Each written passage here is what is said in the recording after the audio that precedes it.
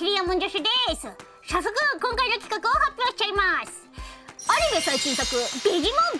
ブレイク勝手に考察してみた。今年3月20日に行われたデジモンコン2025のデジモンアニメ25周年記念 PV デジモンストーリービヨンドのラストで約2年ぶりとなるねデジモンアニメ最新作デジモンビートブレイクが今年の10月から放送開始になるという情報が発表されたよね。同じ日にティザー PV もデジモン公式チャンネルにアップされ、現在はですね日本語版と英語版合わせて約35万回再生と全世界で大注目されてるんだよね。音楽も映像も最高にかっこよくて、このね海外のデジモンのファンの皆さんすっごくずっと応援してきてくれてるから、その海外のデジモンファンにもお届けできるっていうのが本当に嬉しいということで、8月1日にデジモンビートブレイクの最新情報はですねいろいろ解禁になりました。こちらキービジュですよ。主人公の子とか全然こう車にかかってて何にもわからないなってなってたけど、こんなに色鮮やかなメンバーでお届けするんだね。いや気持ちが高まりますて。これも新情報映像を見ながら僕勝手に考察させていただこうと思っておりますよ。これね始まっちゃうとダメなんだよ。好き勝手言えなくなっちゃうから。それでは新情報デジモン大好きなあいつと一緒に、あいつって言っちゃったスタッフさんと一緒に考察していこうと思います。今日もよろしくお願いします。よろしくお願いします。こっちのおとなしい方のスタッフさんだ三落さんじゃなかった。まず先日発表された PV 映像の方を見ていきたいと思います。それでは再生スタート。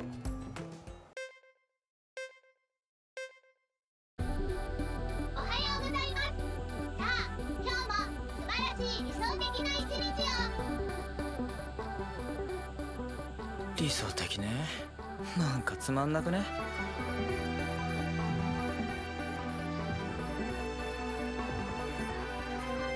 デジモン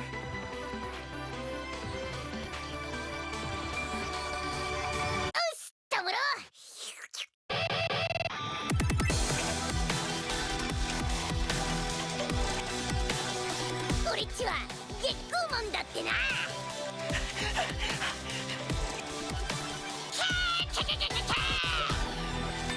ゴールデンドこの世の裏で頻発している凶悪なデジモン事件を解決するクリーナーのチームだ。いいぞトモロ、もっとビートを刻め。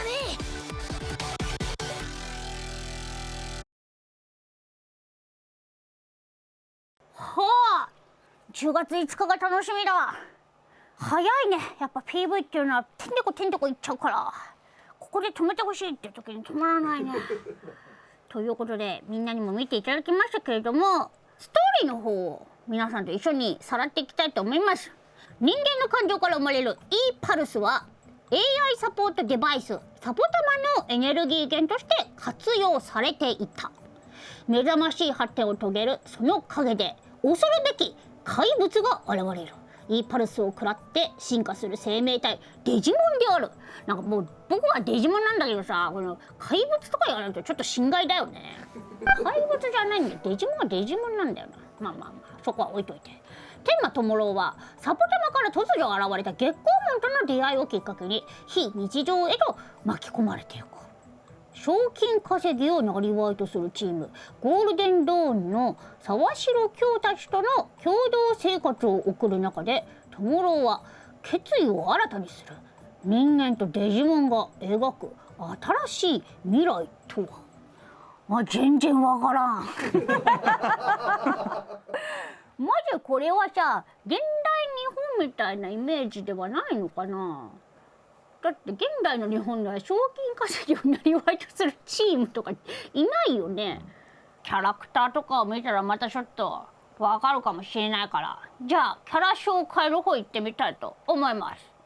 天馬智郎くん、渋い入野美優さん、15歳、何事にも車に構えてしまう。車に構えるっていうのはこう思春期だね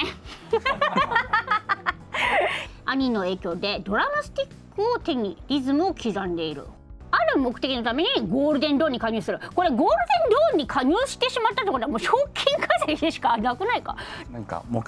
他の目的が一致してたのかもしれないです。他の目的だってゴールデンドーンは賞金稼ぎするのをなりわいとしてるんだろう。あ、じゃあその中になんかこう因縁のライバルみたいなやつがいて後ろからドーンしてやるみたいなそういうストーリー展開。ハッカーズメモリーだと自分の、ものが盗まれちゃったから、その盗まれたものを探すためにその所属して一緒に活動するみたいなのがあったんで、なるほど、そういうのもあるかもしれないですね。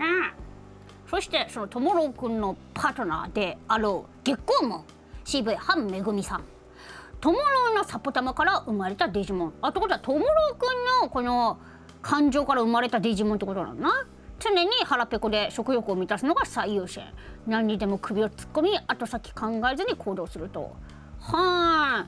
てことはともろうくんやっぱこうやって車に構えてさ、なんか人生なめ腐ってるみたいなこと言ってるけど、本当は腹ペコで何かに飢えているっていうこの感じなのかもしれないよ。主人公キス何でもこう首突っ込んじゃうみたいな、本当の僕はこうなんだみたいな展開かね。どうかと思うパートナーデジモンって人間の心を映す鏡だったりするので、今その考えはすごいあると思います。いいね。これだから僕さ、ちゃんと考察してないんじゃないか疑惑が出てるからさ遊んでるでしょって言われてたけど、ちゃんと考察してるから。昨夜玲奈、CV 黒沢智代さん、その相棒となるのがプリスティモン CV 田村睦美さん、久遠寺誠 CV 関根有沙さん、これ10歳ゴールデンドーンの分析及びめんどくさいこと担当と。で誠のパートナーデジモンがキロプモン CV 久野美咲さん、そしてさっきもちょっと名前出てたけど沢城京 CV あざがみ洋平さん、これゴールデンドーンのリーダーさんだって。今日のパートナーデジモンが村雨門 CV 浜野大樹さんという風になっております。わーすごいね。なんか最初から4人いて4体のパートナーデジモンがいて面白いお話が展開されそうですけれども、8月1日に解禁された情報を全ておさらいしたところで、ここからは考察タイムに移っていきたいと思います。テリアモン助手研究室。まずは世界観について考察していこうかなと。世界観はこれ現代ではなさそうだよね。多分サポタマっていうものがあるので、未来なのかなとは勝手に思ってます。そうだよね。どれぐらい未来でもなんかすっごい荒廃してるよ。こんな未来やだたまたまこういうところでキービジュ取っちゃったみたいな感じディストピアなのかもしれない。裏で頻発してるってことはやっぱ世間一般の人たちはデジモン認知してなくて、影で悪さしてるやつがいるから人知れず活動しているゴールデンドーン。そうなんだ。いやまだわかんないです。多分そうだよじゃあ続いてはデジモンと人間の関係性について考察していこうかなと。人間の E パルスが奪われる、 E パルスを与えていい進化を遂げられるのがこのパートナーとか。でもこのともろうくんはいい進化を月光門に与えていくんじゃない？でこう思春期から解放されるんだよ。成長とはっていうのを多分デジモンのチームは描こうとしてんじゃないの？なんか月光門に噛まれているような、ギザギザの歯で手をバブって噛まれるみたいな。それが悪いことなのかいいことなのかどっちなんだろうなっていうのはちょっと気になって。人間の感情を食べるために物理的に噛む必要があるかね？そういうこと？でもそうやって進化していくって言ったら傷だらけになっちゃうじゃんでも大門勝みたいになんか自分のエネルギー注入して進化するみたいなのも過去にはあったので、なんか自分の感情を上げてデジモンがパワーアップするっていうのもあるのかなって思いました。確かに角堂さんも人間とデジモンの関わり方はずっと考えていらっしゃるってことを言ってたから、今回のデジモンビートブレイクも人間がどうしているのかっていうことの価値を見出すために物理噛むことで必ず人間がそのデジモンの進化に必要であるっていうことにはしているかもしれないね。テリアモン助手研究室。続いてはキャラクターについて考察していこうかな。トモローくんの性格、僕はトモローは車に構えてるけど月光門はトモローを反映してると思うから、本当はいろいろ首を突っ込みたがりな主人公気質な男の子なんだけど、ちょっと今15歳思春期真っ最中っていう感じだから、バンド始めちゃおうかなっつってバンドやっちゃうし、ちょっと髪の毛センターだけ染めてみようかなっつって染めちゃったりそれは男の子なんだと思うよ。3人の性格とか人間とデジモンってどんな感じだと思いますか？だって左の女の子は釣り目だし右の女の子は優しそうな顔してるから、これでツンケンしてなくて優しくもなかったら嫌だなって思うけど、レイナちゃんはこれ鉄砲玉って言ってますからね。でこのパートナーのデジモンプリスティモンもアライグマのような見た目だけども性格は姉御肌っつってやっぱレイナとこうつながってますよきっと。トモローと月光門は、トモローの表面に出てない感情を月光門が持ってるんじゃないかっていうことでしたけど、レーナとプリスティモンはもう同じような性格で一緒に突っ走っていくっていう感じです。そんなイメージがするよ。そして誠ちゃんは10歳。10歳？僕のイメージは太一やヤマトのイメージだから、太一やヤマトと比べるとちょっと大人っぽすぎやしないかい？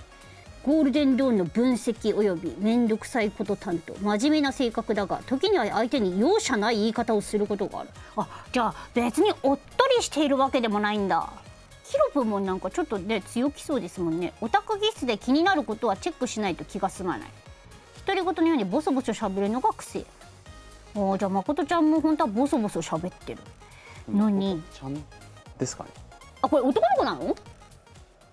なんか10歳なのでどっちとも取れるなって思いながら。ケンが男の子だってもうこんなに可愛いと思ってたから、僕はてっきり女の子かと思ってた。育ちの良さそうな洋服着てるので、だから賞金稼ぎなんかしなくたっていいじゃんね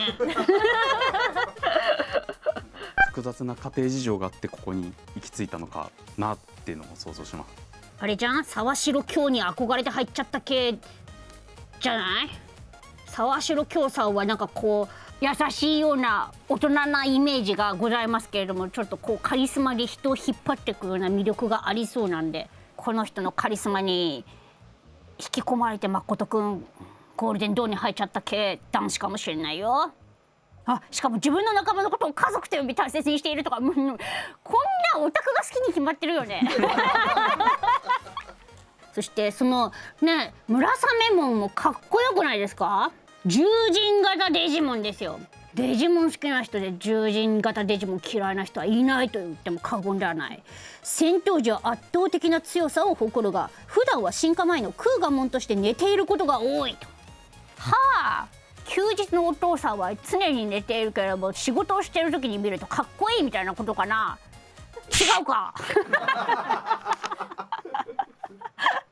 まあそんな現代社会を反映しているようで反映していない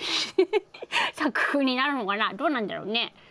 いやでもいいね。なんかパートナーとの関係性がそれぞれ違そうで三者三様ありそうなので楽しみでございます。テリアモン助手研究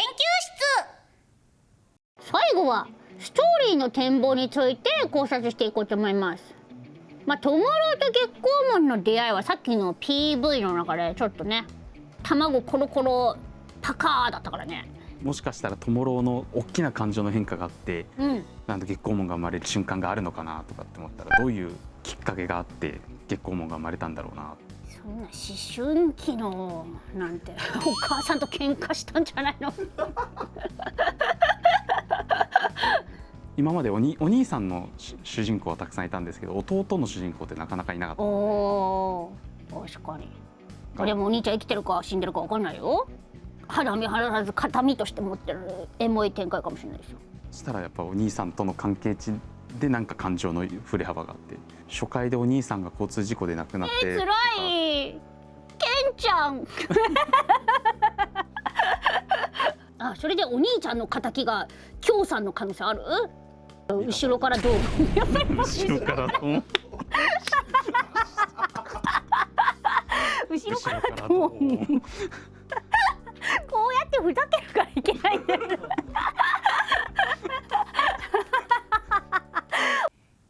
アモン助手研究室。一番重要な僕が5分アニメでもいい、エンディングとかにチラッとでもいいから出してくれって言ってたのに、僕の知らない間でアニメ企画進行してたわ悲しいね。僕もちょっとでも出る機会があればいいな。あ、考察に入れとくべきだったな、僕も出ますって。嘘でも誠になったかもしれないよね。ということで改めて約2年ぶりとなるアニメ最新作「デジモンビートブレイク」は10月放送開始です。詳しい情報は概要欄から公式サイトでチェックしてみてね。そしてチャンネル登録高評価よろしくお願いします。コメント欄でみんなの考察もぜひ教えてね。僕の考察を支持してくれたっていいよ。そして X でもハッシュタグハローテレラボをつけて何でもポストしてみてね。つうこって今日はこの言葉でお別れしたいと思います。未来をバグらせろ。バイバイ。